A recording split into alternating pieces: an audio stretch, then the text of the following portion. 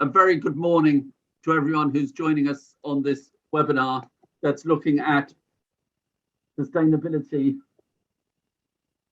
and the action that's needed, in the area of sustainability, and this being a defining issue for all of us involved in the business sector across Europe. But particularly this morning, we're going to be looking at SMEs across Europe. I'm really delighted to have we've got a great panel of speakers, both for the first panel and the second panel, and really just to encourage everyone to take account of the comments made by our panel and to reflect on the issues discussed. I guess it's a very timely moment to be looking at sustainability. We've just had the COP26 meeting in Glasgow, and I think we were discussing just before we started the webinar that really COP26, as well as all the weather changes we've perhaps seen across the world this year, if we hadn't been really focused on sustainability, I think it sort of shows that this really is going to be a defining issue. I just wanted to highlight a few of the stats relating to SMEs across Europe, and my thanks to Luke from SME United, who'll be speaking to us a little later. But if you look at the importance comes from there's 22.5 million SMEs in Europe that SME United seek to speak for, employing around 82.4 million people. That SMEs account naturally by number 99.8% of all enterprises, but most significantly 2/3 of the employment and around 53% of added value in the European Union. So the SME voice, which perhaps isn't often as heard as prominently as that of the leading global businesses, is extremely important. So with that introduction, but without any more ado, what we've asked is our panelists to offer some opening remarks. Each of the panelists will offer some opening remarks, and then we'll move into a panel discussion. May I also just first of all, apologies to any panel member if I pronounce their name wrongly in advance, and do feel free to correct me. But may I sort of start and hand over the chair to start with to Lena Linenmeyer. Lena became chair of ecoDa this year. Lena is Secretary General of the Directors Institute in Finland since 2019, and for many years before that held a senior role at the Finland Chamber of Commerce. Lena, at Mazars, it's always a privilege to work with ecoDa, and so very much welcome you to open our event this morning as chair of ecoDa. Thank you, Anthony. So if you would like to hear my initial remarks on the challenges and opportunities for boards of SMEs, I suppose, and of course the opportunities and challenges are tremendous. And it is a question how many SMEs will be able to cope with the challenges and benefit from the opportunities. This is of course for the time to think about the board composition. And when I think of large companies, they have annual evaluations. There is very active recruiting for boards, etc. But how about SMEs? If I take a recent survey from Finland, covering almost 1,000 SMEs all around the country, almost every CEO and director says that the board is currently capable for the current issues at stake. But when they are asked if the board composition is, let's say, good enough for the future challenges, 40% say no. So there are huge questions have the owners thought enough about the board composition, especially in SMEs where board turnover is much smaller than in large companies? So this is one challenge, and I would really advise here to use board evaluation seriously and to have the chair committed to it. Of course, as for the opportunities, this is the time for boards to think about the brand and reputation of the company when they are trying to attract employees, for example, of which there is a large shortage, and a competitional advantage also if there is enough transparency about the values, purpose, and the ways how the company promotes sustainability, because the values of the customers are definitely changing. But of course, this is not so simple. When we think of SMEs and their limited resources for reporting, there's going to be increasing reporting requirements. Then the question is that how will all SMEs be ready for it? And will the reporting requirements be too onerous? And will there be enough sectoral consideration for the reporting requirements? When we think of boards, for example, if you are in textile industry, sustainability issues are very different, for example, compared to service industry. And the question is that how will the SMEs, how the requirements and regulations will understand the differences between the sectors. And I would also like to advise the boards to turn to their sectoral associations for more advice how to fulfill the different reporting requirements. The supply chain issues are very difficult, probably for many SMEs. And when we think that it has been the way of business for many years now, that components and materials for products are procured from many countries, and not every country has the same rules, same legislation. And now if the EU is planning and giving very detailed reporting regulations, how will an SME be able to produce that information throughout the whole supply chain? So this is something that we need to consider, how due diligence through duty through the whole supply chain would be possible. And even thinking that will especially SMEs have to drop some areas where the rules are not the same if they're not able to, let's say, force the information throughout the whole supply chain. For example, many African countries, how about their possibility to fulfill European standards? Will this mean that there will be less trade with some African countries? Will this increase the power of China in that area, even a new kind of colonialism? So there's very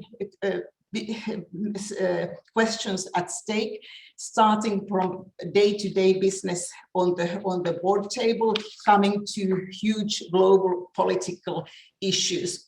And for boards, of course, target setting is important. And of course, the question is every SME aware that things are changing? The use of materials, new taxes, new regulations are definitely coming. And some SMEs, I regularly train SMEs, and there are, when we have workshops that is sustainability on board agenda, there's always some SME directors who say that yet until now they have not had it on the board agenda. So this is something that we need to work on awareness raising. I hope there will be even EU funding for awareness raising for directors institute across Europe, because SMEs will have huge challenges, at least some of them.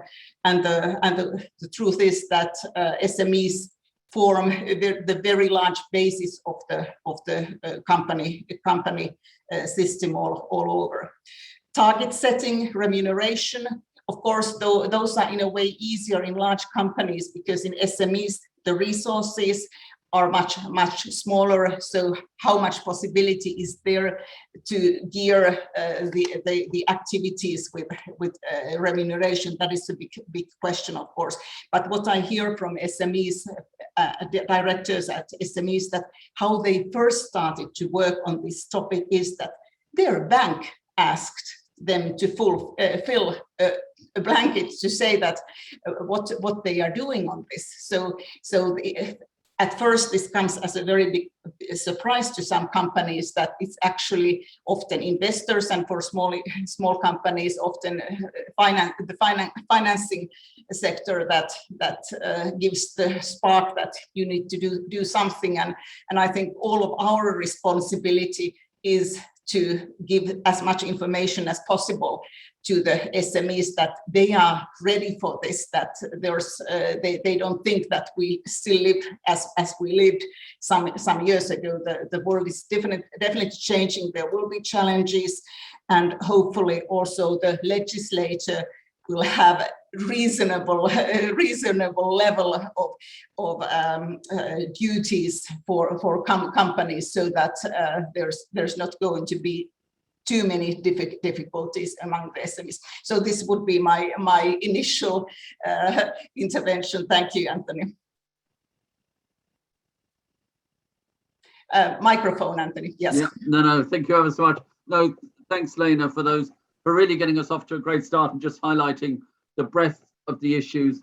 You know, as you said there, from boardroom to geopolitical issues. So many thanks, Lena, for that.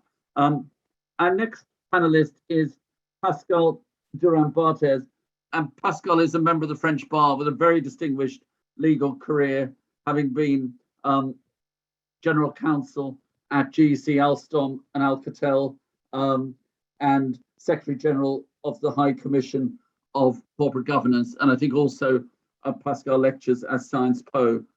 Pascal, we very much look forward to hearing your reflections on the legislation in France, as one of the leading countries in legislative terms to have moved on the sustainability issues, and your views, particularly on cases arising. Pascal, thank you for joining us today. Thank you, Anthony. Well, actually, I'm going to explain what the current regime is in France, which is, I think, the first country in Europe to have installed a form of due diligence obligation for companies. But as of necessity, I'm not going to talk about SMEs, at least directly, because one of the first characteristics of this law is that it applies only to the large companies, namely companies who employ more than 5,000 employees on the French territory and more than 10,000 employees worldwide. But of course, the law implies that they have a relationship with their suppliers and subcontractors, which of course will include SMEs, and SMEs will be affected. It's a law which was enacted in 2017. It's called La Loi Vigilance, la loi sur le devoir de vigilance, the duty of vigilance, or the duty of watchfulness, the way you want to translate it.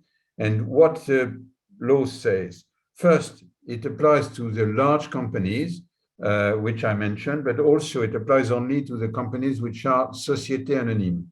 And you know that it's actually a fairly small group. We reckon there are about 28,000 companies under that form in France. And more popular are the SAS, Société par Action Simplifiée, but listed companies cannot be SAS, so there are about several hundred. So the scope of application of the law is, in number of companies, fairly limited for the time being. There may be probably extensions in the future, but for the time being, it is only large companies which are concerned.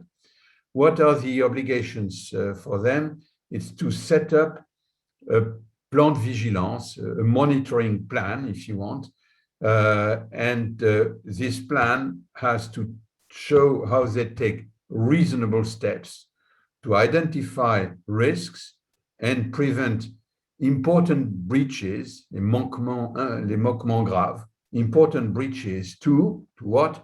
To human rights and fundamental freedoms, health and safety, environment, which may result from the activity of the company itself, of its subsidiaries, or its suppliers and subcontractors with whom the company has an established relationship.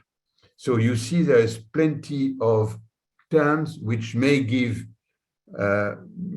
ground for interesting discussions for lawyers.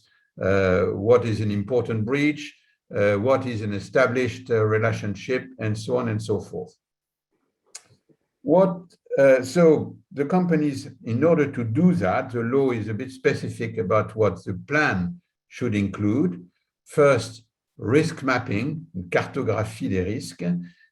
Second, periodic evaluation procedure of the risk mapping, a procedure of whistleblowing, and a procedure for the regular follow-up of the validity of the plan. And the whole thing has to be reported on in the annual report of the company. So it's primarily an obligation of reporting, which applies to the companies concerned. But what are the sanctions of that? Every interested party, and that, of course, now it has been established that NGOs can, in certain circumstances, be considered as interested parties.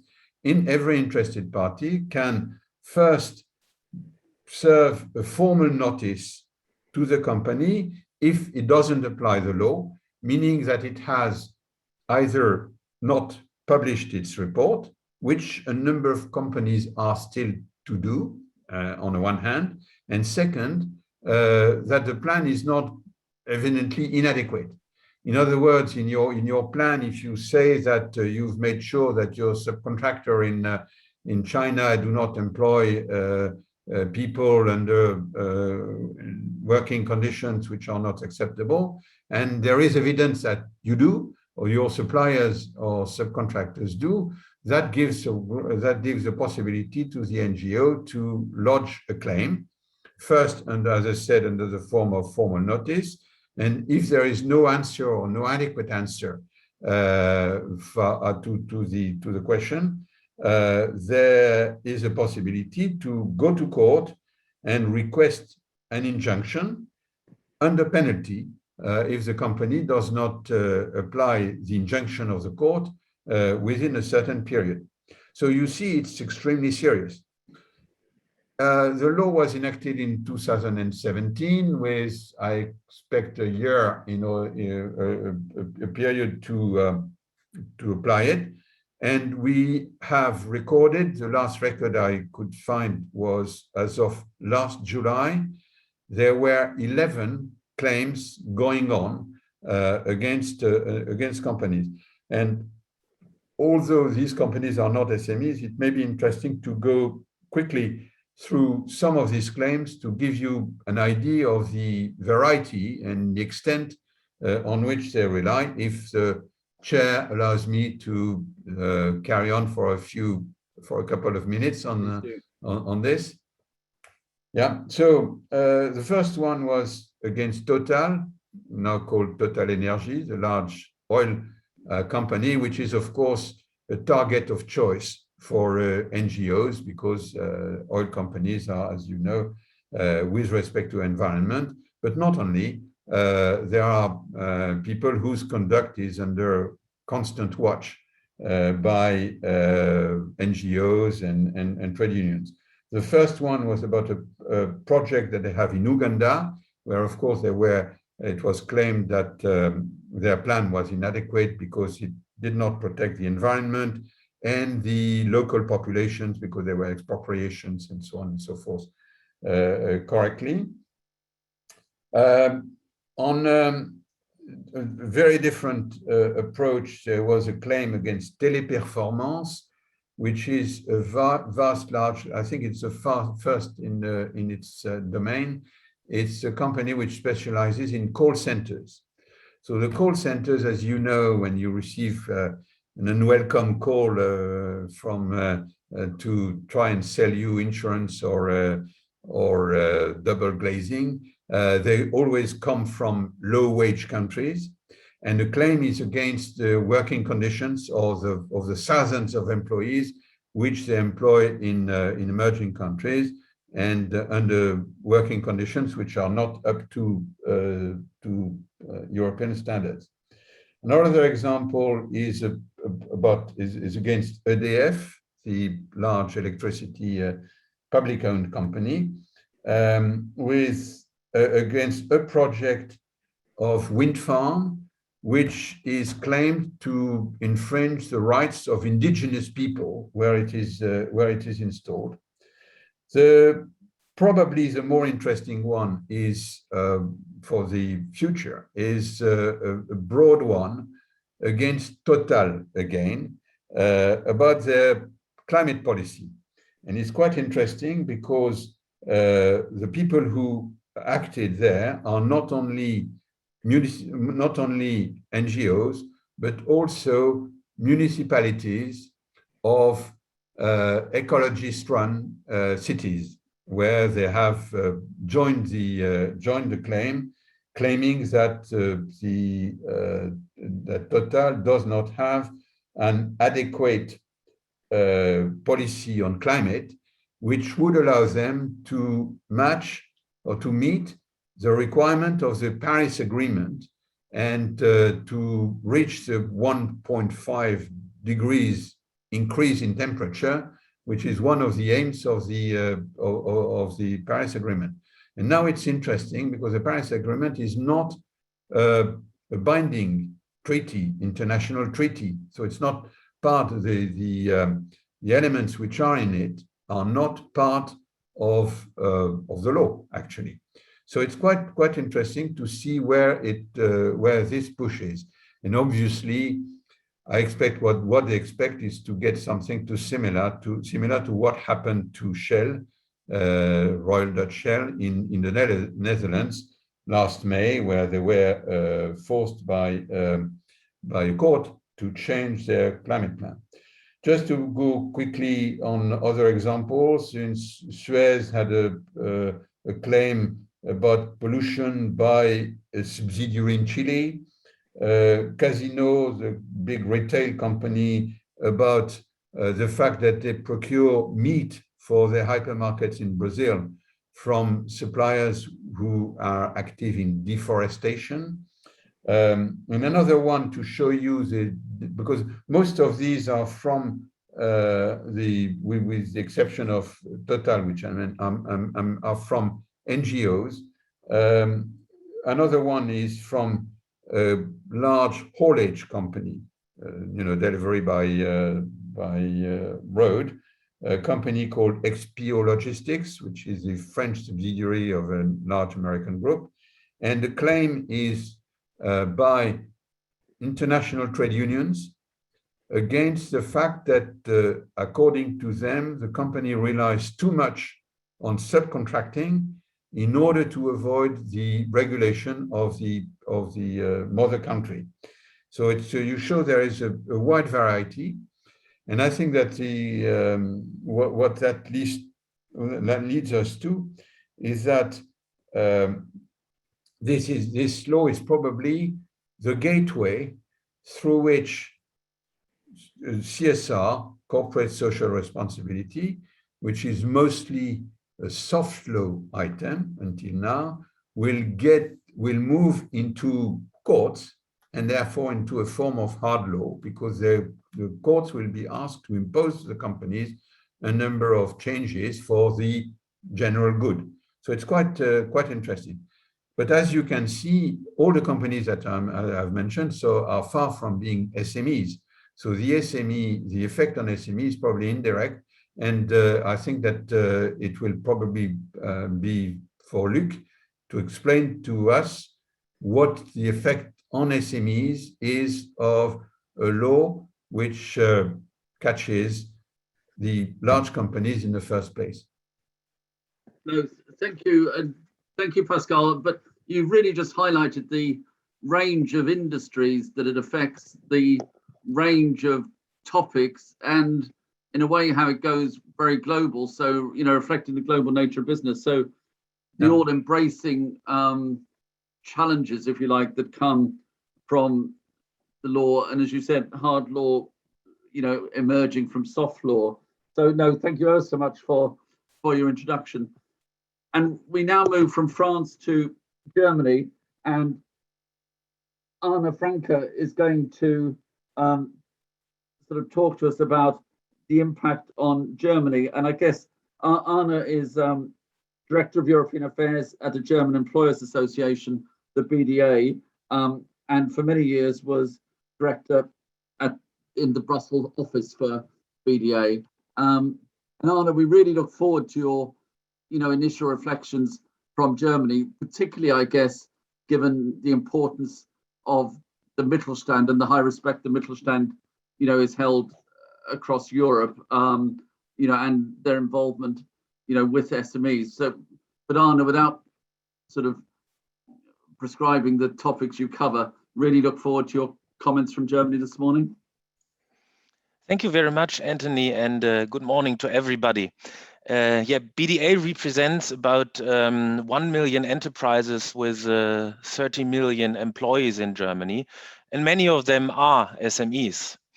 And from my talks with our members, I'm deeply convinced that all our members already contribute to higher social and environmental standards, better living and working condition, and not only since the word sustainability has been coined.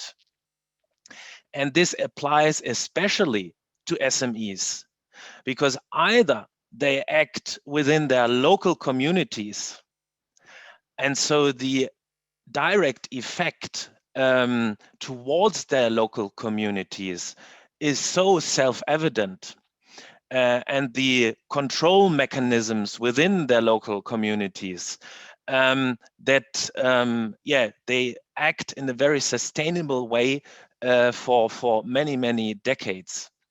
And those SMEs acting within the internal market or even beyond globally, also they have a very direct feedback from their investors, from their customers, that also they act very sustainable for a very long period.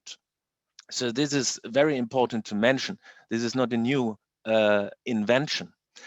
I have one thesis, and I'm interested how the other participants and panelists react on this, and also our listeners. I have the feeling on a national level and on a European level that many lawmakers don't understand that shaping sustainability is an entrepreneurial task. It is not a bureaucratic or administrative task. And with all the legal frameworks being implemented in France, Germany, and probably later onwards on a European level, we focus very much on due diligence duties, on reporting duties, on bureaucracy, and not enough on the entrepreneurial task, how to shape this sustainability. And these due diligence obligations always have the result that entrepreneurs act a little bit cautious because they have to talk to their lawyers. And this is, as setting the scene of the political discussion, I think a very difficult path we are taking. But that's a more, let's say, political or philosophical approach. And coming back to your question, Anthony, there is a new act on, and I quote, corporate due diligence obligations for the prevention of human rights violations in supply chains in place in Germany. not yet in force. It will be in force from 2023 onwards. And the scope of this law is it applies to all enterprises regardless of their legal form, which have at least 3,000 employees.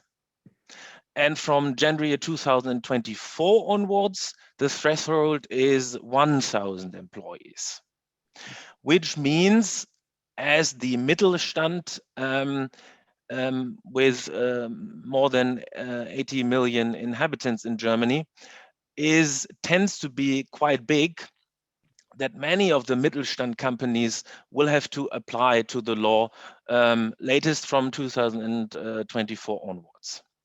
And they have to control their supply chain in 3 dimensions. So their own actions as an enterprise in their own business area, the actions of their direct suppliers, but also the actions of their indirect suppliers. And they have to check, this is the material scope, in 2 dimensions, human rights risks and environmental related risks. And in the law, there are many, many pages defining these risks. And I cannot report on this because this would be too long. And how is a risk defined in the law? It is defined as a condition in which, on the basis of factual circumstances, there is a sufficient probability that a violation of one of the prohibitions is imminent. Coming back to my initial thought, how will an entrepreneur react? Does he know what to do? Does he have to consult with his lawyer? And this even gets more complicated when these due diligence obligations are defined in detail. These companies would have to establish a risk management system, 1. Designate a responsible person within the enterprise, 2. Performing regular risk analysis, 3. Issue a policy statement, 4. Laying down preventive measures in its own area of business and vis-a-vis direct suppliers, 5. And taking remedial action, 6. And this goes on in a very detailed way. So I think this proves that in at least 3 dimensions, we are still very critical about the law, which is that the scope is still too broad. On a European level, we always say that the loi de vigilance with a threshold of 5,000 employees is better. That the scope of the material obligations are very vague, so that nobody really knows yet what to do. And thirdly, that the bureaucratic burden on the reporting obligations are also very strict and very complicated to govern within the company. Even though when you have 1,000 employees, you would either have to hire new people or pay money to consultancies and law firms. So that's it. And there we come back again to my initial thesis. It is mostly about new red tape and reporting obligations, while the commitment, especially of SMEs, acting for sustainability is already very high. Thank you. No, thank you. You raised some really interesting areas there about, how you would develop a system that promoted entrepreneurship and sustainability that perhaps we can come back to, Anna, in the discussion. And also in a way that leads very well into introducing Luke, our final panelist on this session, And, Luke, as I said, is from SME United, which represents SMEs across Europe. But I'll allow Luke to, say more and on his role. And so really, Luke, we look forward to, hearing your role as a director of SME Europe and the key issues. Thank you. Thank you, Anthony, and thanks ecoDa and Mazars for inviting SME United here today. Sorry, I'm not going to talk a lot about what I am doing. People can look at our website. What I would like to stress is, first of all, the level of preparation of our SMEs on two legislations that in fact here are today on the agenda. First of all, I have also to say that I fully agree what everything has been said by the previous speaker, so I'm going to try to avoid to repeat them. Only one thing, Arne, I mean, the definition in Germany of Mittelstand is quite high. So in all the rest of the European countries, Mittelstand is very small enterprises, even micro enterprises. So there a slight remark on it. I will talk about two things. So first of all, about the upcoming CSRD, so the Sustainable Reporting Directive, and the second topic on the upcoming due diligence proposal. On the CSRD, there we have already a draft text, and Arne already has said a little bit the theme. In fact, small and medium-sized enterprises who are embedded in the local economy are doing already an indirect reporting to where their own stakeholders. They are embedded, they are transparent. If you need information about a small company, you simply enter in this company and you ask for the owner manager. And if he's not there, or if he does not want to come, I mean, if you insist, one day you will see them. So there's a complete different approach with bigger enterprises when you're trying to contact them, that you are connected with a help desk somewhere in India. Our SMEs, the majority, are transparent. And they communicate in a very different way as big corporations are doing, or what will now be imposed by the CSRD. They do it because most of the processes in small enterprises are also informal. So the whole consultation issues are informal in small enterprises. The communication is informal. So they communicate a lot already about their activities, not in annual reports, but for example, on their website, in flyers, in communication with the neighborhood. And this is also something what is really missing in the proposal of the Commission. We see both non-financial and financial information as a management tool for the owner manager himself. In the first place, to be used, be it financial reporting, non-financial reporting, to be used by the manager himself to see where he stands and where he will go to. While we now see with the upcoming CSRD that they will not be obliged to report on their own performance, but rather to fulfill the information needs of the larger companies or of the banks, and not directly of their direct stakeholders and shareholders. And this is in fact a pity that it will not really help the transparency of the SMEs. Rather, it will be, as Arne rather said, a administrative burden. And by the way, you're also, you know probably that the Commission has announced the one in, one out principle. They do not apply this year, so there is no compensation foreseen.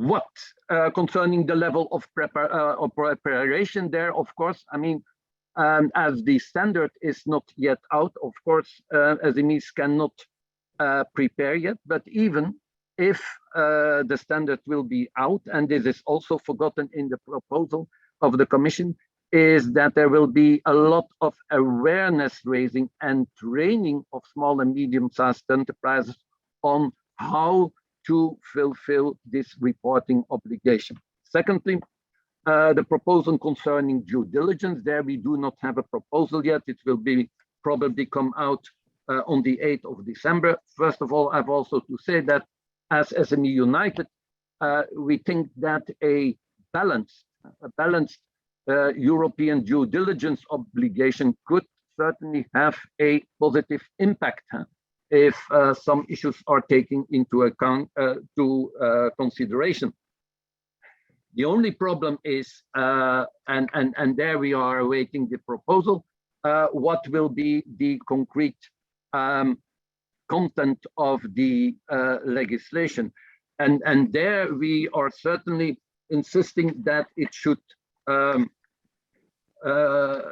include or only be a best effort obligation and not an obligation of results for small and medium-sized enterprises in the field of due diligence. Because I think also Lina already made a reference to this, that small and medium-sized enterprises, in general, they have less capacity, they do not have the knowledge, the information and resources, first of all, to build on the diversified supply chains, and also not to effectively implement the proposed obligations in their obligations. A small company importing from third country does not have the means, and they have also not the bargaining power in order to convince their suppliers in third countries to give them the necessary information. So this is an important point. Once again, we are in favor of a due diligence obligation when it's balanced, but in the first place only to tier one and not for the whole supply chain, because this will make it only less accessible and feasible for small and medium-sized enterprises. So what we are, and this I have to highlight, already 10 years ago, we have asked the Commission in order to help small and medium-sized enterprises, and this was in the framework of the Corporate Social Responsibility Initiative. We have asked the Commission to come up with concrete assistance towards SMEs in order to help them with due diligence obligation in the supply chain. We propose, for example, that they should pool information coming from the ILO, from NGOs, from the embassies, from the permanent representations, from the UN, in order to create databases in third countries about reliable companies. But in the last 10 years, we have not seen any proposal in this field recently. And of course, this has to be welcomed. DG Trade published guidance on due diligence for EU businesses to address the risk of forced labor. Very good initiative. But if you look then, what is proposed is, for example, that the companies should look at the absence of written employment contracts. Come on, how can an SME ask from a supplier in a third country to the employment contracts? You can simply not do this. And even if they would give it to you, probably you would not even be, as an SME, able to read those contracts. Also, for example, a risk factor is workers that do not speak the local language. Come on, in some countries there are hundreds of dialects, so it's really impossible to make a distinction of this. So what we need as SMEs, and hopefully it will be in the proposal of the Commission, is that SMEs, in order to fulfill their due diligence, that they will receive concrete and practical assistance of the public authorities and of the European Commission in this field. Thank you.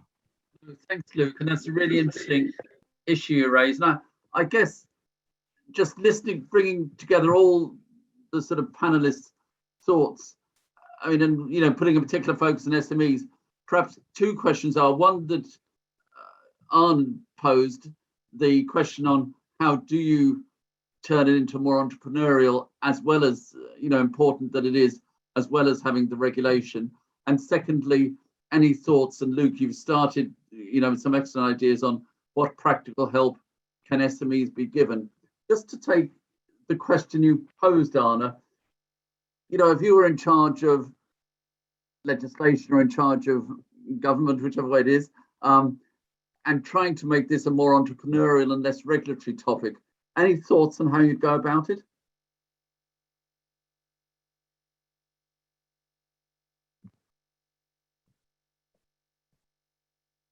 Yeah.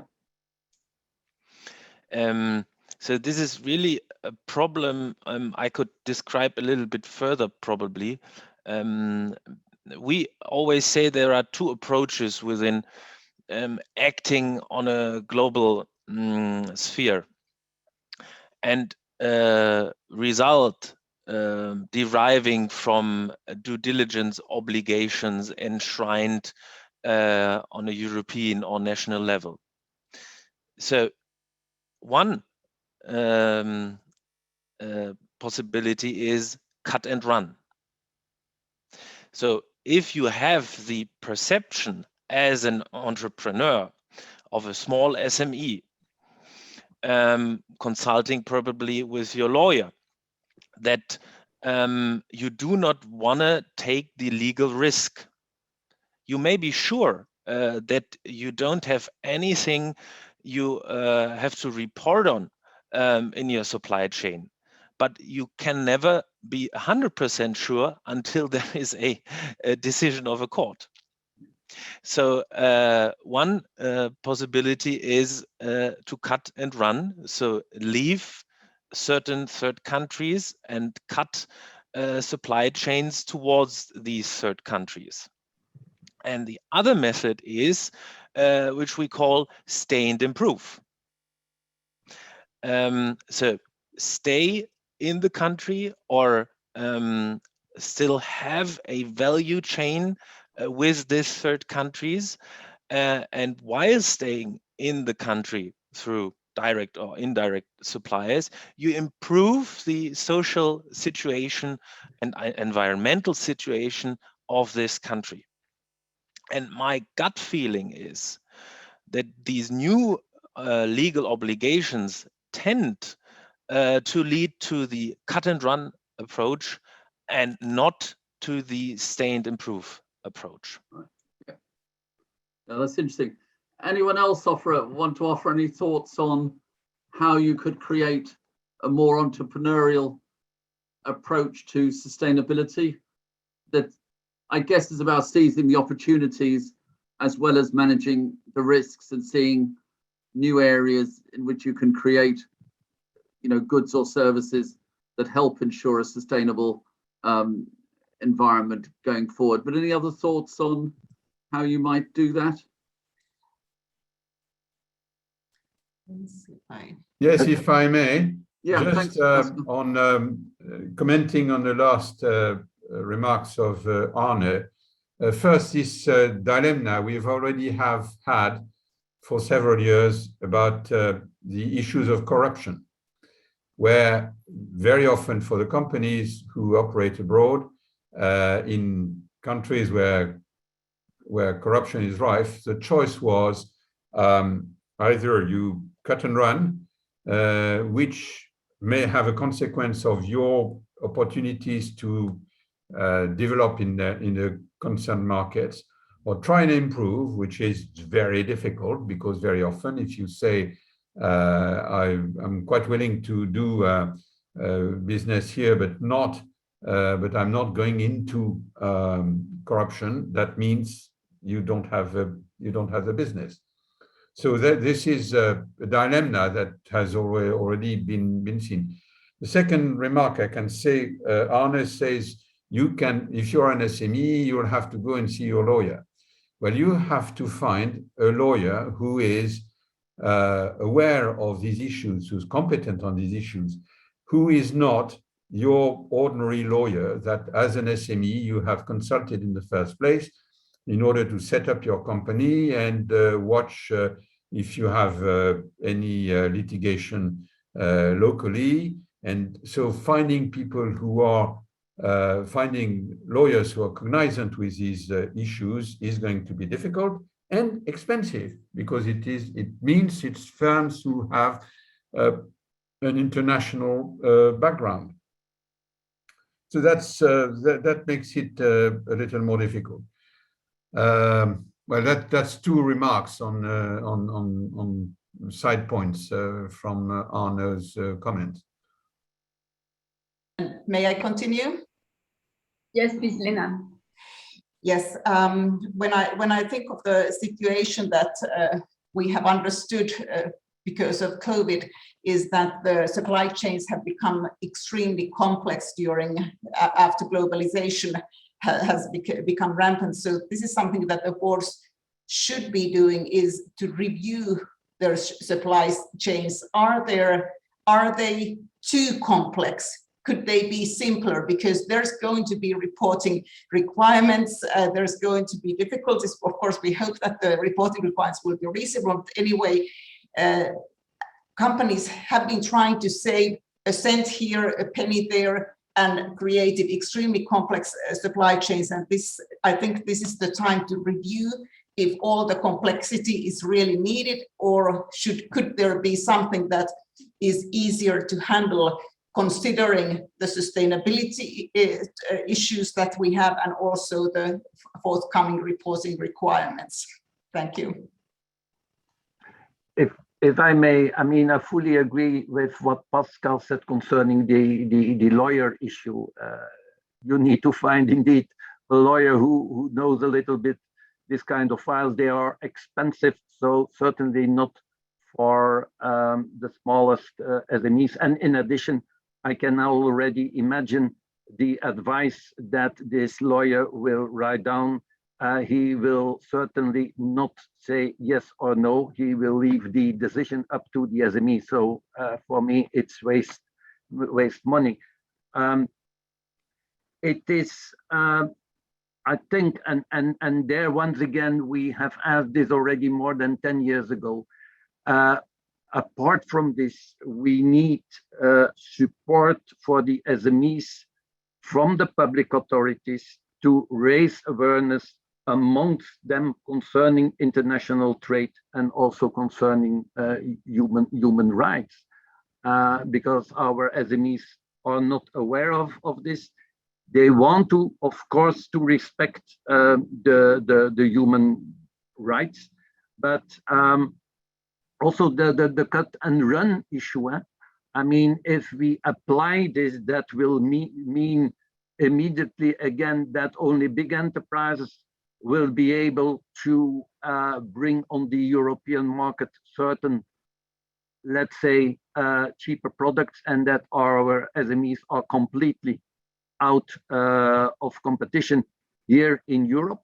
A second consequence can also be that if it's more generalized, that then even third countries are going to take over the markets of our European companies. Once again, I mean, it is not that this is more important, but these are dangerous, and we need a more reflected approach, because of course it's easy for the politicians to say, okay, you have to apply the due diligence, while they, on the other hand, continue to have contact with certain regimes.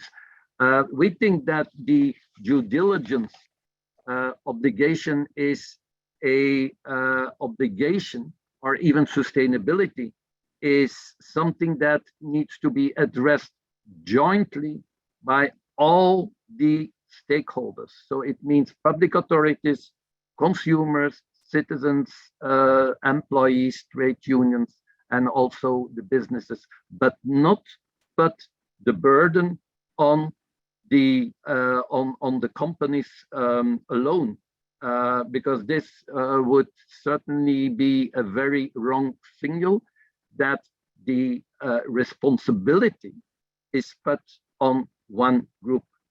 We want to take certainly our responsibility, but we also need the means. When I come back on our request to pool information in the time, we have discussed with a lot of NGOs, asking them if they could help us in, for example, indicating, because they are active locally, and they clearly said to us, sorry, we also do not have the means to help the SMEs. We are only interested in the big guys, and Pascal mentioned them, Total and so on. So there is a lot of appetite to work on this, but we simply do not have the means to help our SMEs because we lack the information, and their public authorities should help us. But if I understand well the political level, they say, oh yeah, but we cannot point out to certain regimes or to certain situations in third countries. But this is a little bit an hypocrite reaction. If they cannot point out, they can then also not oblige companies to apply a very strict due diligence obligations. And there, once again, due diligence, okay, but it should be limited to a obligation of efforts, and especially to tier one. Because also here internally in Europe, it's even for big enterprises already very difficult to find out who are their own suppliers down in the supply chain.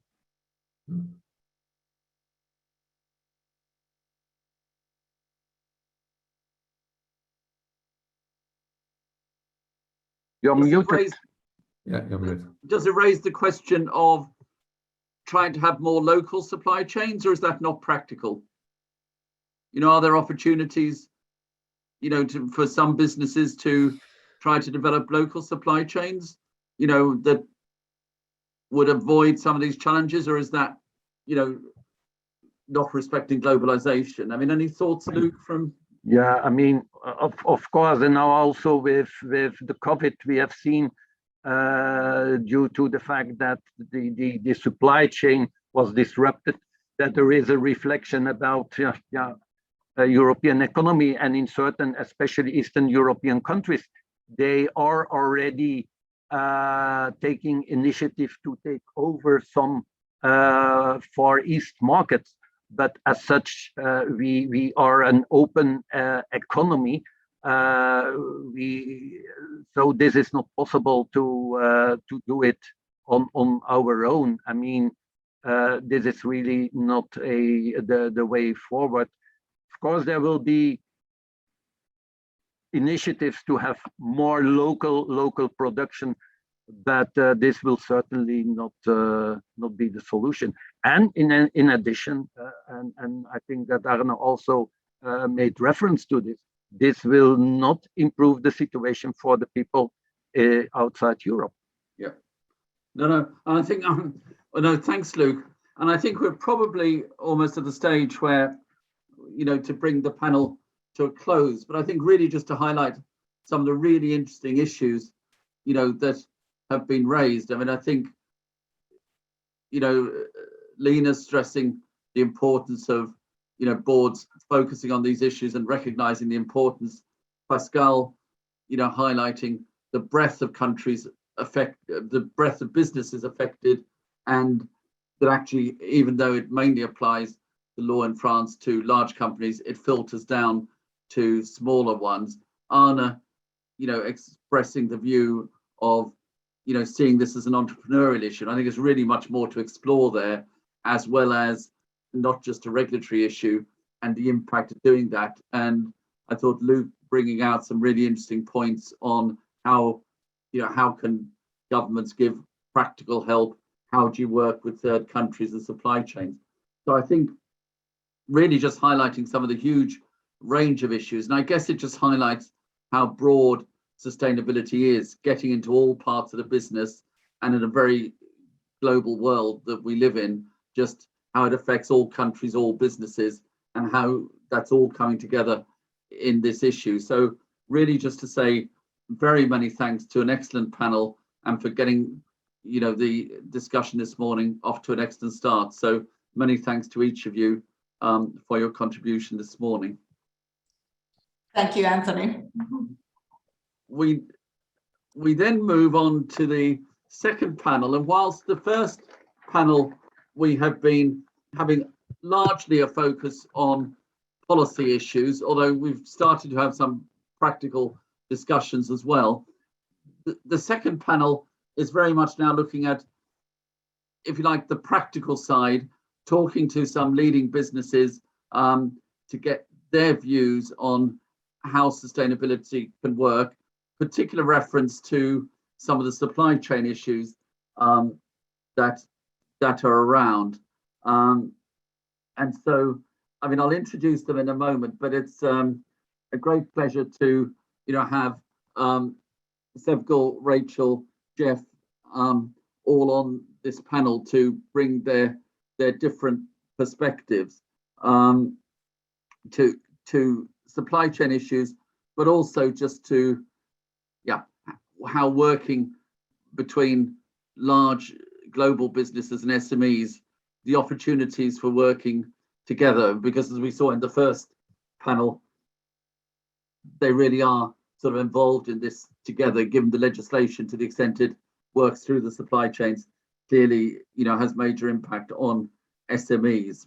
And so I guess the looking to the first panel, to the second panel, the first speaker, delighted for Sevgil to be with us, and to Sevgil Abdulovsky, who's from Titan, and welcome to Titan, and to Sevgil, Chief Financial Officer and Executive Board member of Titan, and also, as I was discussing with Sevgil just before we started, a great pleasure, particular pleasure to welcome you, as you were at Mazars in the early stages of your career, Sevgil, and we still have links with Titan. Sevgil, very much look forward to your reflections on, the approach working in supply chains, but more generally your approach on how at Titan you're taking a leading role in trying to promote sustainability, and maybe picking up the previous session in an entrepreneurial way. So Sevgil, very much look forward to your opening remarks.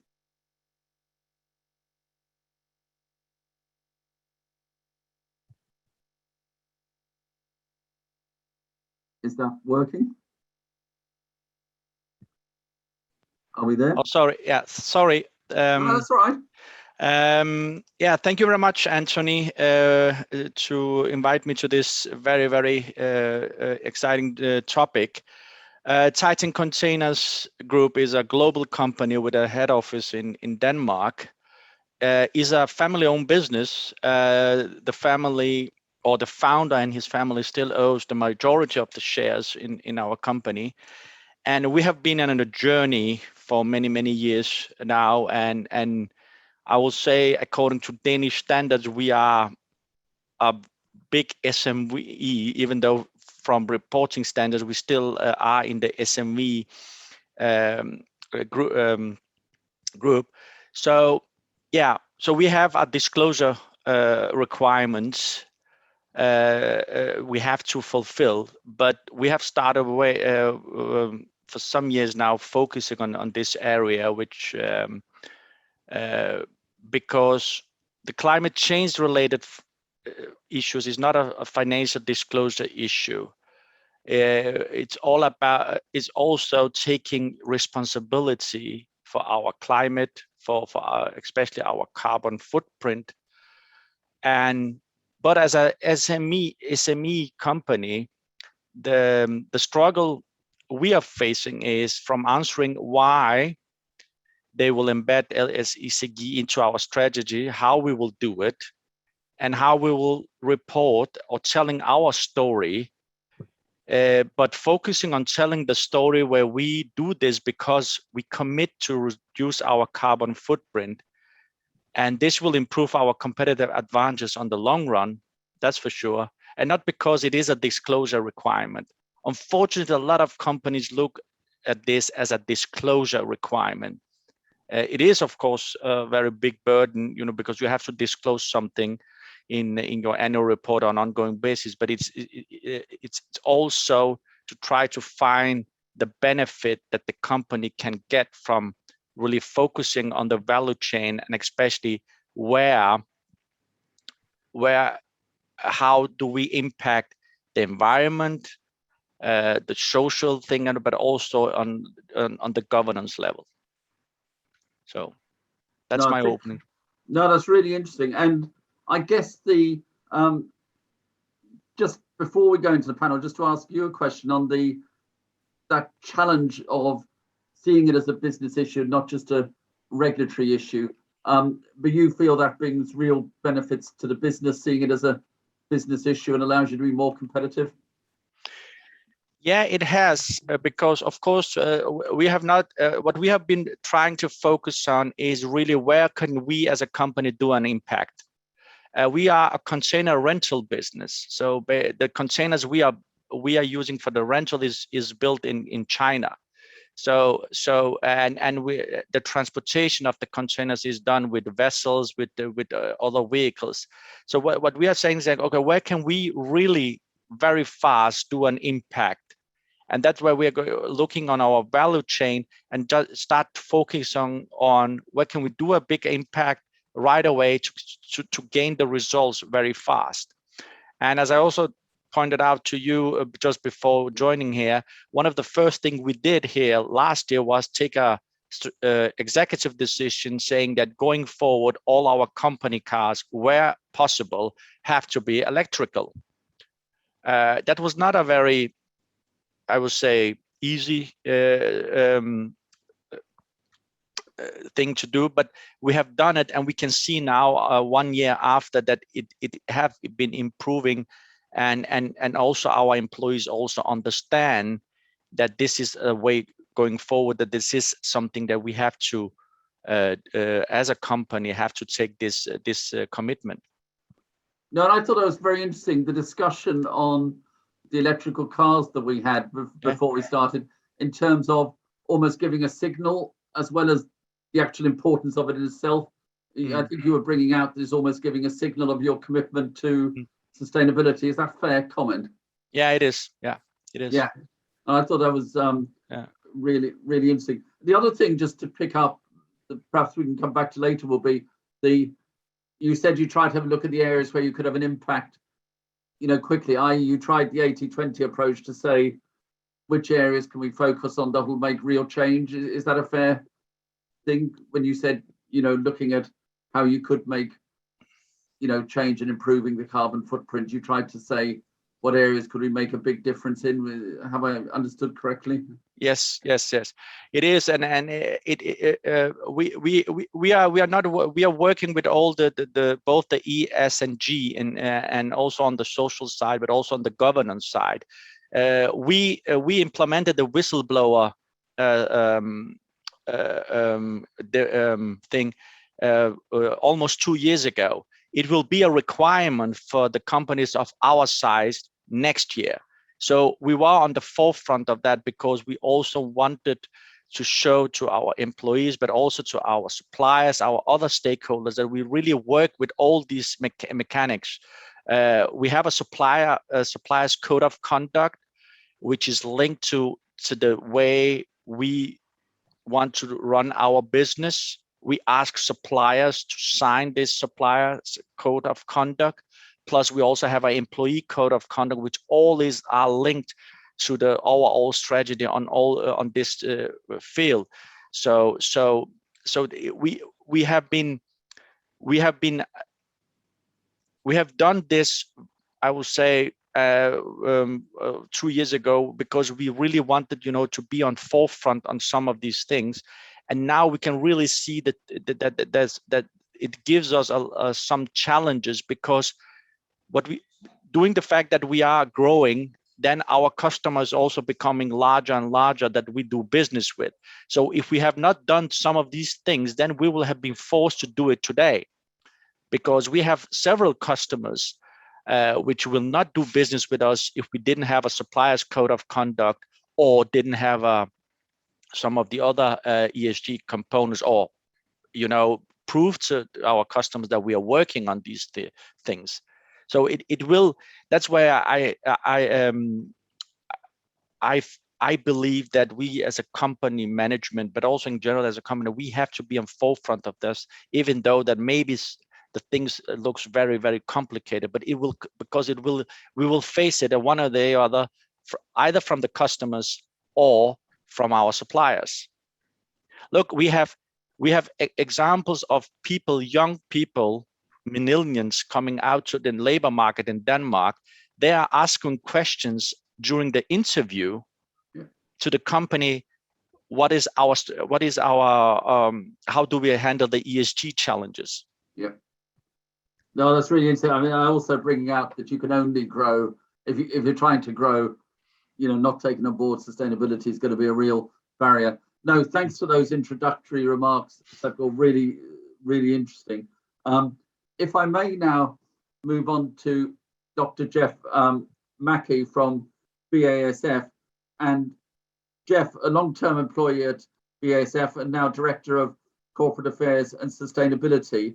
And I guess, Jeff, really delighted to the BASF approach in terms of very conscious of, BASF is one of the leading global chemical companies, I think, in virtually all continents. They're really interested, Jeff, in your initial reflections on supply chain issues, how you manage them, possibly how you seek to work with SMEs, etc. But really over to you, Jeff, for your initial reflections on addressing sustainability. Good morning. Thank you very much. Morning. For the invite to join you here today. It's a real pleasure. BASF is a 60 billion euro multinational chemical business. We're right up at the top of most value chains, and we've got 400 production across the world. The reason for the elevator pitch is that lots of people will simply be unaware of who we are as a business and where chemistry value chain. So the reality of the paint in your car, vitamins, packaging, fish oil, plastic, insulation, that is all what we do. And as you can imagine from my side of things, the conversation about where sustainability fits in to quality of life and how that is translated by different people, different cultures and different societies. As regards my opening remarks, one of my comments would be transparency is key. We have to report openly and work with customers, whether those customers and partners are a major organization or a small organization. The answer is we have to work with them quite clearly. That also means that we have to cascade information and take responsibility within our value chains. Therefore, running workshops with our partners to do with sustainability, to do with reporting, to do with carbon literacy. This is one of the responsibilities of a larger organization that we need to work with our partners and with smaller organizations. And I would probably start by saying that would be a good starting point for conversation. Working with partners, working with our customers, and being transparent.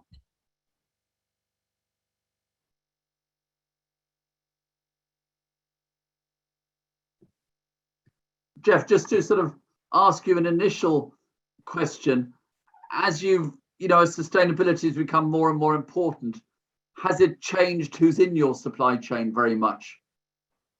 Have you said, we really need different businesses in, some are better than others. Has it changed at all, your supply chain?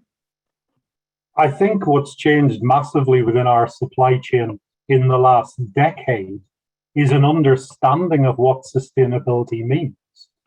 So whether we're talking about sourcing responsibly or driving sustainable solutions, I mean, I'm old enough and ugly enough to go back a generation and to have worked in businesses where health and safety was not a priority. Yeah. I think across the working world today, any business that doesn't have sustainability, health and safety way up the top of their working agenda are simply going to go out of business. It's a prerequisite to what many of us are doing. And I look forward in the next few years to sustainability metrics getting the same level of attention that health and safety has done over the last 20 years. Yeah, so a change. No, that's really interesting. And a lot of one final question before I sort of ask Rachel for initial comment. I mean, you have quite a few SMEs in your supply chain. The reality is our partners are small and large. Yeah. And one of the issues with a lot of what we're talking about is where to start. We've just had COP26 in Glasgow. I had the great pleasure of attending and talking with all sorts of people, officials, politicians, protesters. Part of this conversation is about voice, because we're all in this together. And that is not a cliche. That is honestly, we have one world to live on. And therefore, if we have got an organization that we're working with who come to us and say, well, how do we start looking at carbon? How do we start looking at our metrics? We have a responsibility to work with our customer and stakeholder to ensure that we all do better. No, thanks, Jeff. No, it's really, really interesting. And we'll come back to some of those issues in a moment. But can I now introduce Rachel as our next speaker? And Rachel is Global Human Rights Director at Unilever. And like Jeff, Rachel has been with Unilever for, I think, Rachel for around a decade, and so played a leading role in Unilever's sort of really important contribution in this area. Rachel, would you like to offer some opening reflections before we go into a discussion? Absolutely. Thank you so much, Anthony. And thank you very much for the opportunity to be here. And it's always with humility when I speak to these kind of events, because yes, we are trying to do a lot of work and the right thing, but with a company the size of Unilever, we still have very many challenges to overcome.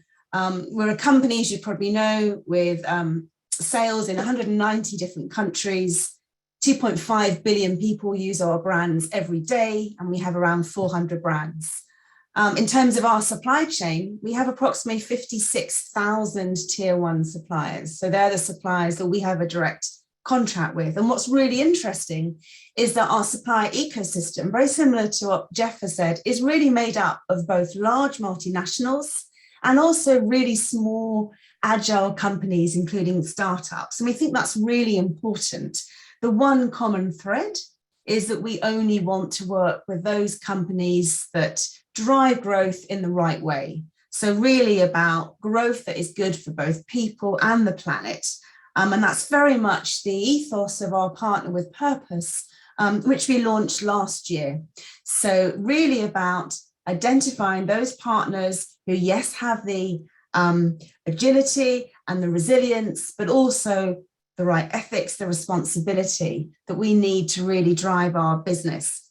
An example of this is, for example, something we launched earlier this year, which we call our Supplier Promise.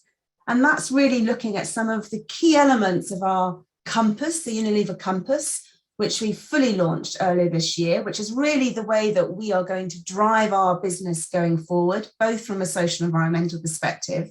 So our Supplier Promise was really about looking at some of those areas, quality, diversity and inclusion, living wage and living income, and climate, and really inviting our suppliers to partner with us and to make a promise to work with us as we strive to reach our targets. And I think that's really important because, particularly with smaller suppliers, that transparency and that new way of working is critical. So really that partnership approach where there's mutual learning and discussion, and particularly when we're looking at issues around, for example, human rights. Focus very much around mandatory human rights due diligence. Well, human rights due diligence is a part of the UN Guiding Principles on Business and Human Rights, which many, many companies have agreed to implement. Of course, with the legislative requirements coming down the track, we're now moving from soft law to more hard law, but we really welcome that. Why? Because we see that as a real opportunity to drive positive impact on the ground.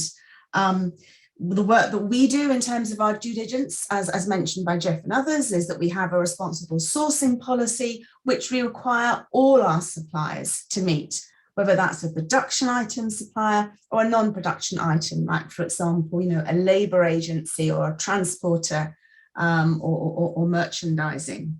And of course, we specifically look at, take a risk-based approach. So we'll look at those suppliers, large and small, in terms of where they're supplying from and what they're supplying.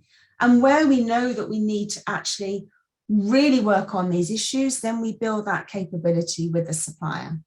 Through training, engagement, it might be on a bilateral level, or it might be at an industry level, so that we can also really address the root causes of these issues. And that's really critical. So when we talk about smaller suppliers, of course, they are often further up the supply chain, and we know that there's real issues around traceability, as we've talked about. But what's really important is that we have that engagement open, and increasingly, as we see, we bring the environmental and the social together. And that was really apparent at COP as well, talking about carbon, but also about, for example, rights holders and the focus on indigenous communities.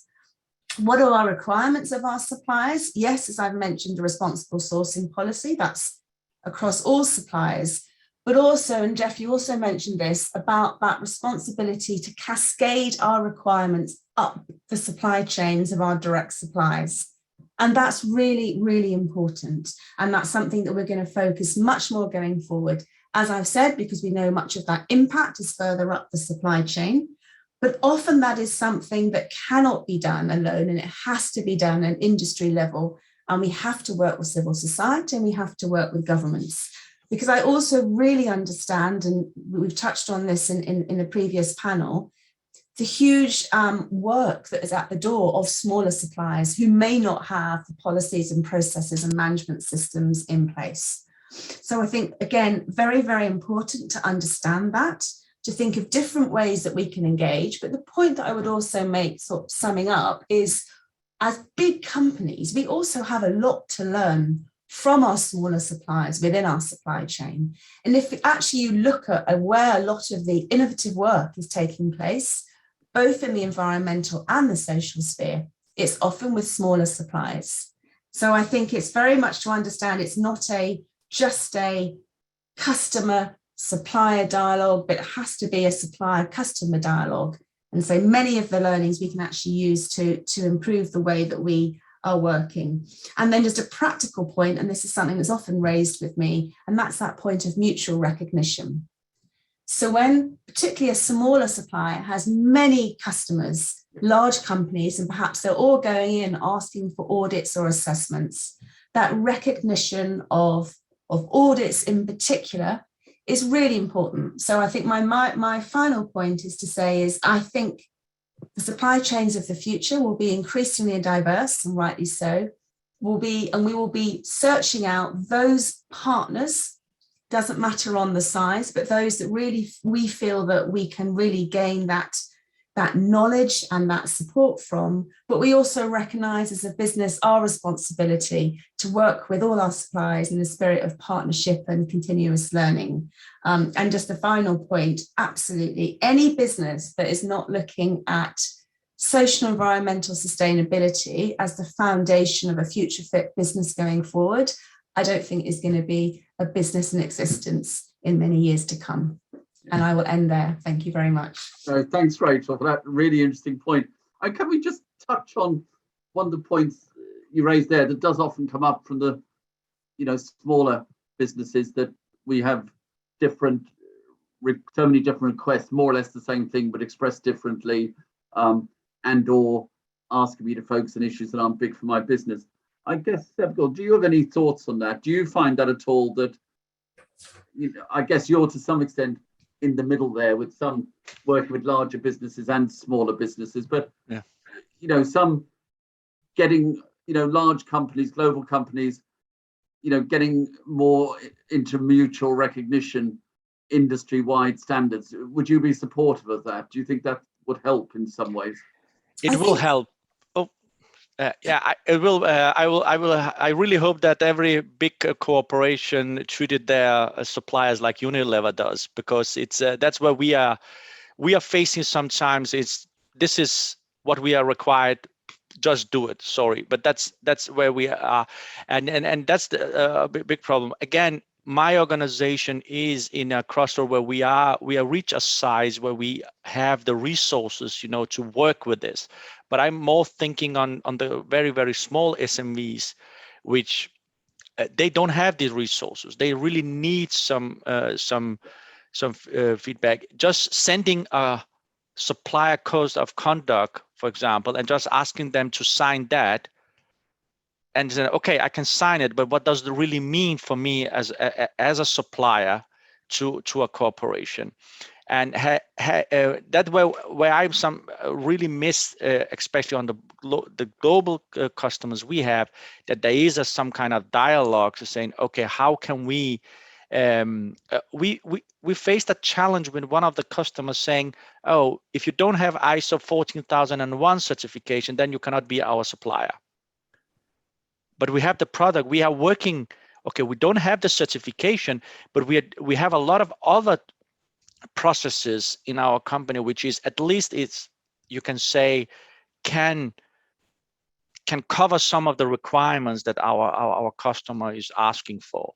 So we went into that dialogue. It was not very easy, but now we are working on getting the certification next year. Anyway, we will get it, but it was really really challenging as a customer. So that's why I think more, because I believe that the global customers like Unilever, like BASF, and there's much more in other companies, it's also some kind of taking accountability really to move forward together with this.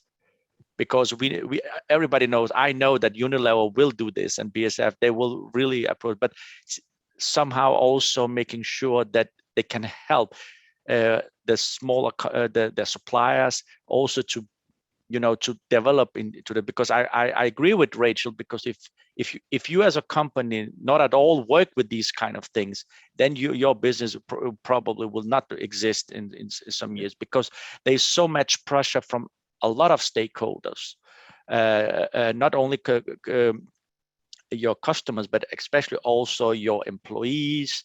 Yeah.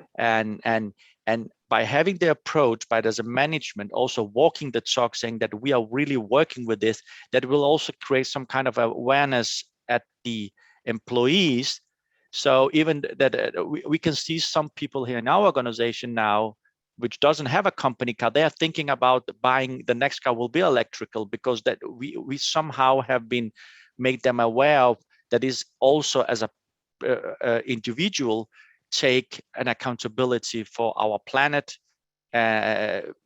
Otherwise, this is a responsibility for everyone, not only for big corporations.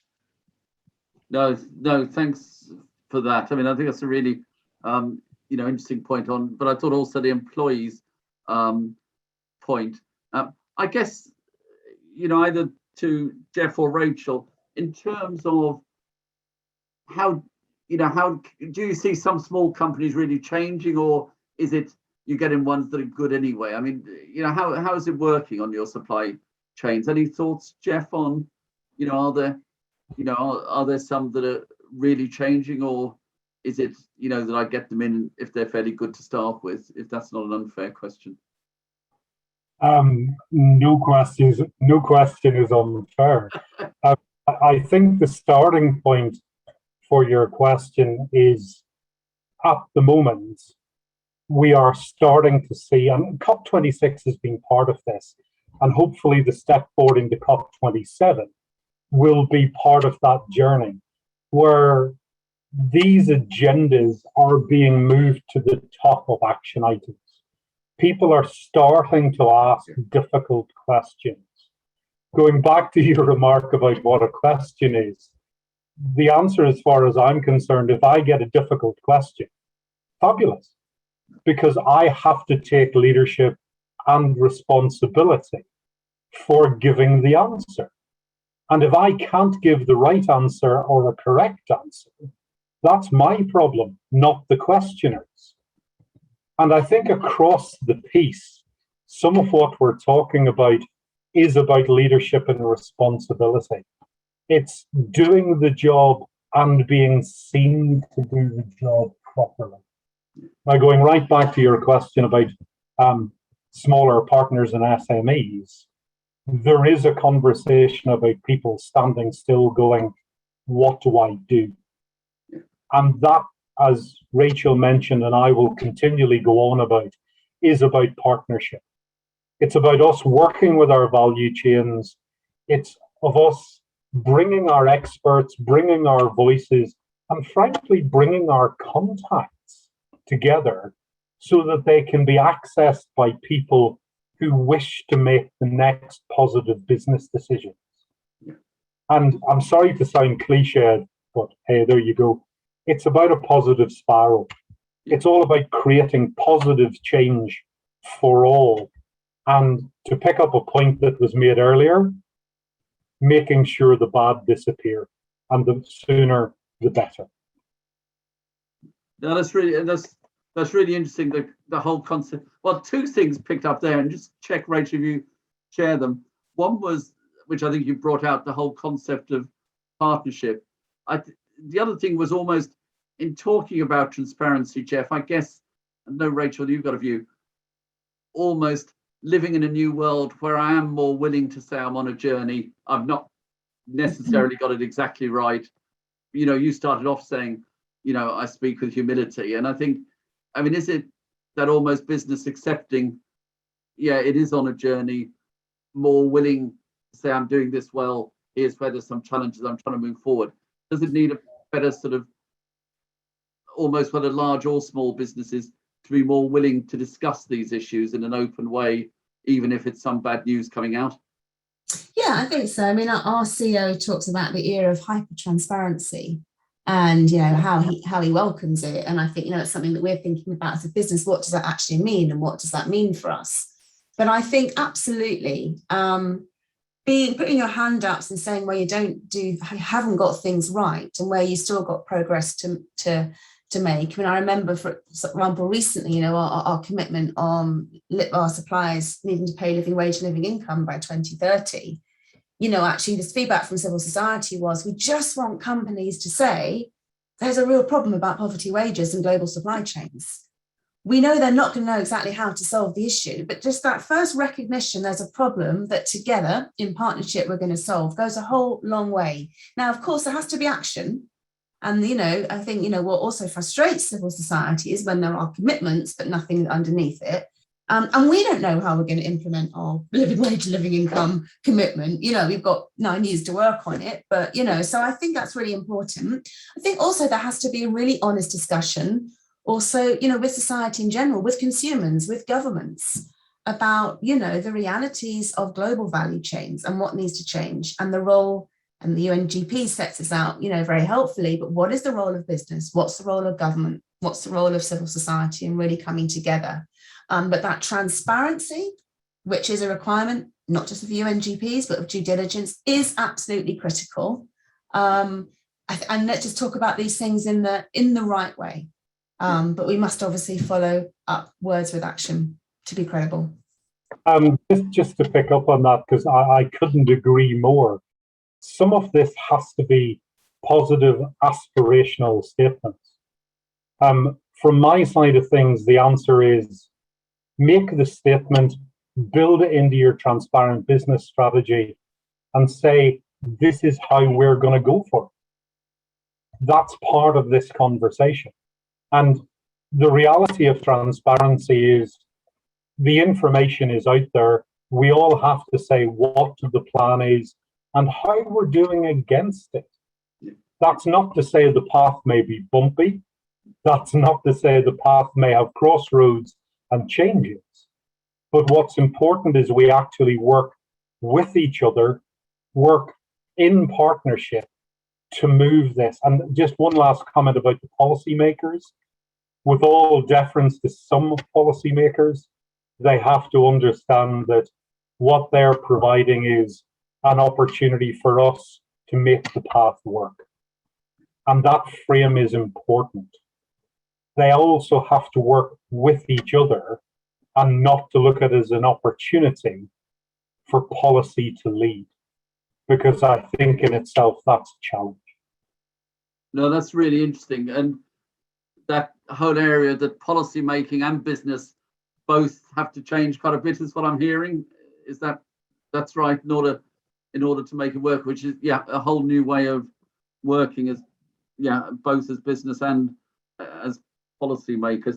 And I guess, looking, Sevgil, from your perspective, do you think there's a significant amount you can learn from larger businesses as well as fulfilling their requirements and then helping you? I mean, do you find it helpful looking at some of the large ones and the really large ones and say, I can see something they're doing that I could pick up? Yeah, we are learning from the large ones every day. That's our learning curve, learning what does our suppliers do, and then using that as as a starting point to how we can look into our suppliers, because we also have very, very small suppliers, but we also have severe big suppliers. One of them is Maersk.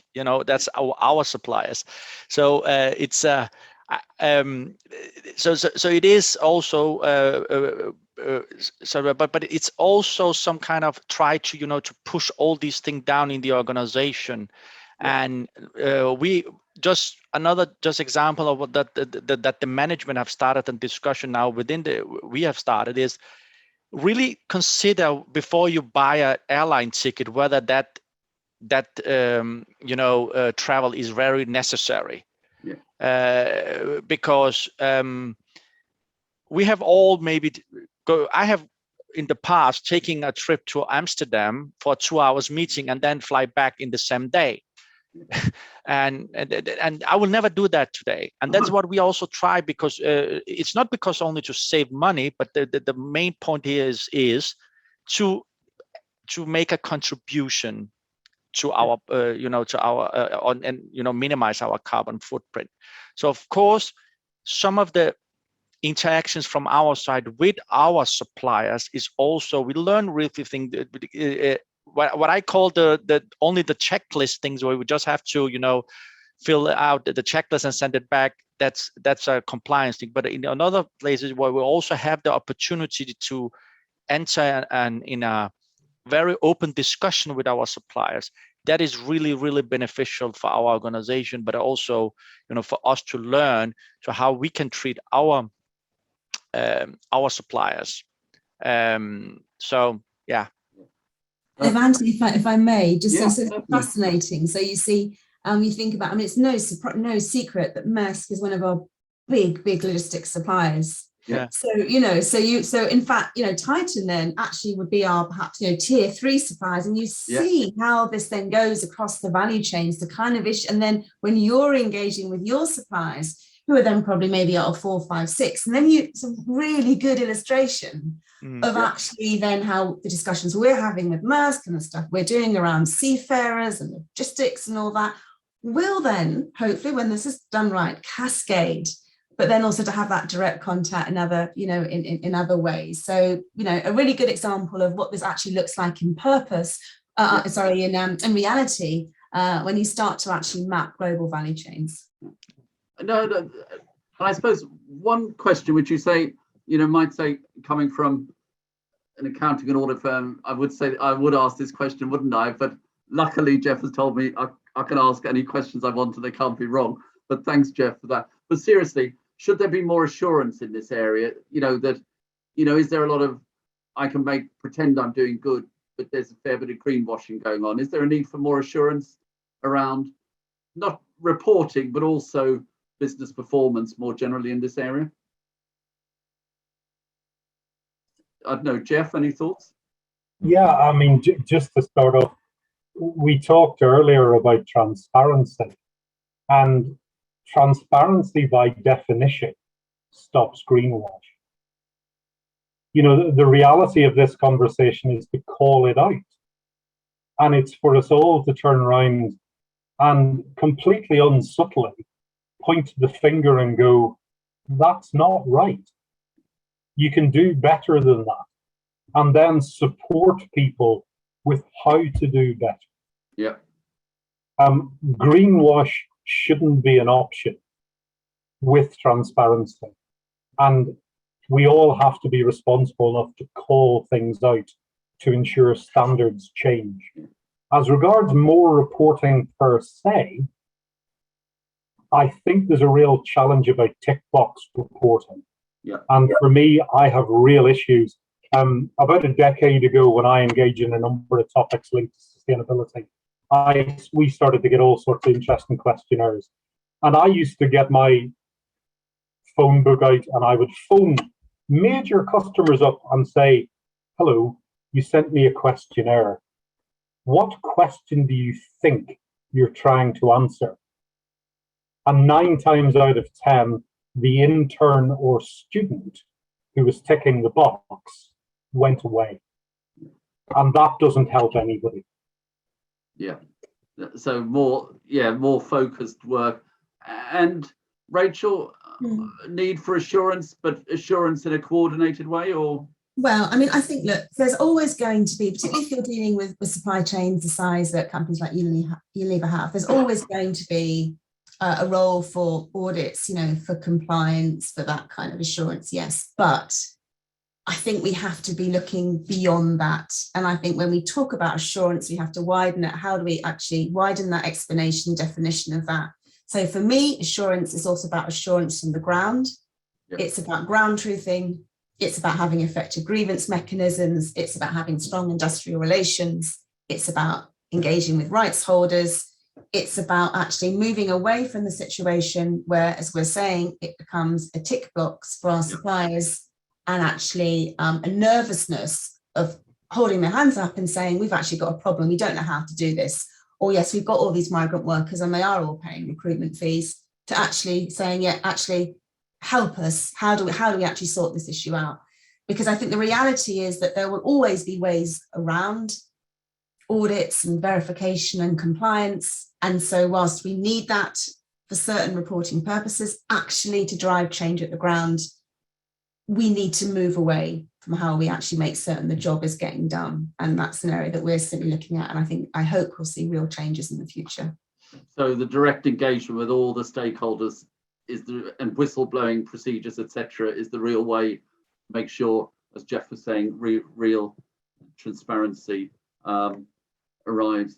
No, that's I suppose any final thoughts from the panel? One area I did just want to ask was, I think the general feeling is that we're more advanced on the measurement on the environmental than the social. I don't know, Rachel, whether you just want to offer any reflections on that.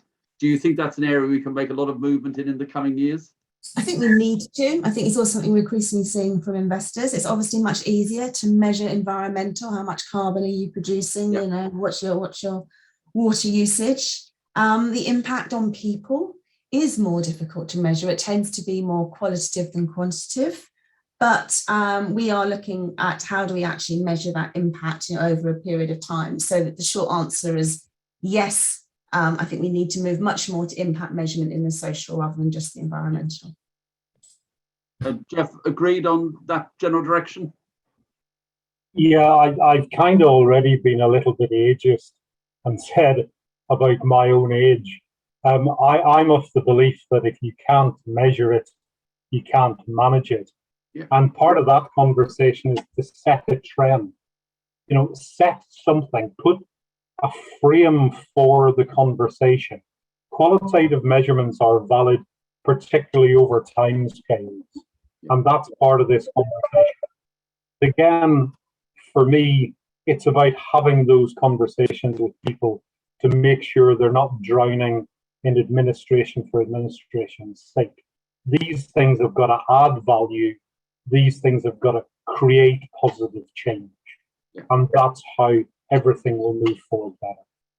No, thanks, Jeff. And last word, Sevgil, any thoughts on social? Do you find it harder to measure?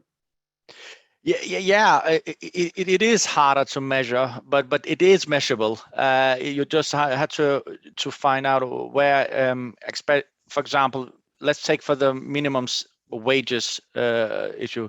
Is again, it's as a global company like ours, where we have people in many different countries. We really try. We don't just say this is the minimum wage in everywhere. We really try to to have some kind of decent payout to because we have employees from Brazil to Australia to United States, so it is differences. So but it is very manageable because we also have good relations within the board. So we know we have, for example, also in Eastern Europe, part of many countries, also a lot of employees. We are hiring new people, and I don't go to my advisors and say, what is the minimum age in that country? I'm just looking to find the right people, and somehow also, to pay what they are worth, because that's the competencies which is really important. That's the way in my belief, I take that responsibility. And also, the appraisals and the way we have in our company, we have a global bonus system. We don't have a local. We have a global one, so everybody participate in that system. So it is also, as a company, to take that accountability for these things, to really try to move things forward. And also on the other side, like as I also mentioned earlier, we implemented a whistleblower thing 2 years ago. Not because we really fortunate, it has not been used too much, so we've that's but it is there also for employees. We encourage our employees. We have really been very firm on describing how the system works, so that is, and guarantee the total anonymity for the people who, if they use that, so they are comfortable of using it if there is something in our value chain that need the management's focus. So it is, again, is this transparency, openness about talking about these things. And if you really succeed in building that trust between the management, but also with the employees, with you other stakeholders, then that's the way forward. No, thanks, Sevgil. And really just thanks to all of you as panelists for a really great discussion and bringing out the whole issue of transparency, new ways of working together, both in business and on policy. So very many thanks to each of you as panelists. Welcome. And I mean, in closing, just three things, if I may. One, just to mention that ecoDa and Mazars have produced a guide for board leadership on sustainability issues, which we'll be very happy to share with you, and with any of your contacts if you would like us to.